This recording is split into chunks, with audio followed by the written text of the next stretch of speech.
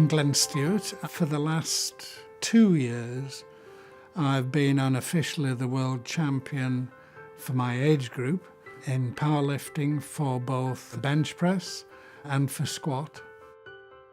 I train every day, traditional power lifts, which are deadlift, squat, and bench press.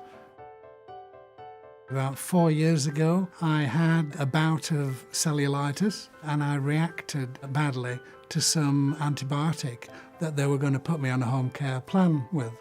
At that point, they got the ECGs out and all of the heart monitors, and they found that I'd got a missing beat in the lower chamber of my heart.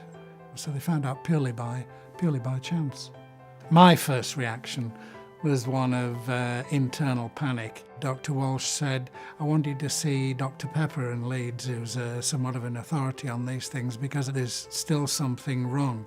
The local cardiologist was understandably concerned about the standard transvenous pacemaker and very appropriately asked me if I'd see him with regard to offering him a Micra device.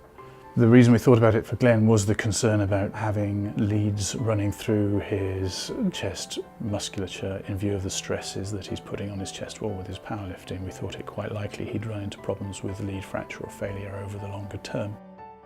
Dr. Pepper said we have a new pacemaker available now, which will give you everything that you need in order to keep your heart beating at the regular rate, and it won't have any lasting hindrance on your sporting activities at all. A conventional pacemaker consists of a small box that contains a battery and various electronics that's generally implanted under the skin in front of the shoulder. That's connected to the heart through anything between 1 and 3 wires which connect the box through the venous system into the heart chambers.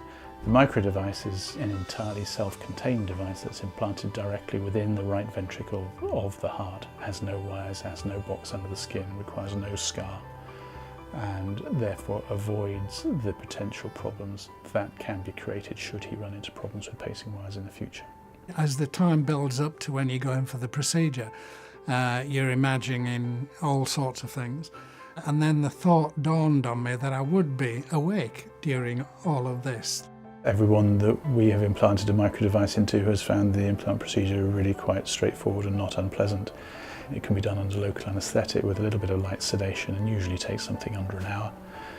A little stitch is placed in the groin at the end of the procedure and the patient's up and about within a few hours and then went home the same day. I honestly didn't feel a thing from when the incision was made to deployment, and certainly didn't feel anything else whatsoever, and I was fully awake. The aim of this is that Glenn won't have to think about it at all. We need to perform a simple 5-minute check once or twice yearly.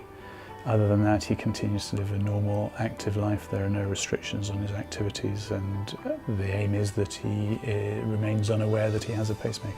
Tomorrow I'll be doing a big legs routine, just as I would have done 2 months ago, before the procedure. Glenn's remained extremely well since his implant. He's unaware of the pacemaker despite the fact it's pacing his heart for around 40% of the time. His electronic check has been absolutely fine, the device is working very well, the battery looks good for many years' function, and we're delighted.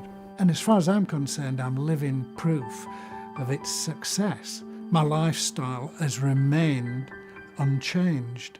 So that's the message really of admiration and of thanks. I'd just say to those people that are waiting to get a Micra fitted, go for it. Get it fitted as soon as possible because you'll never look back.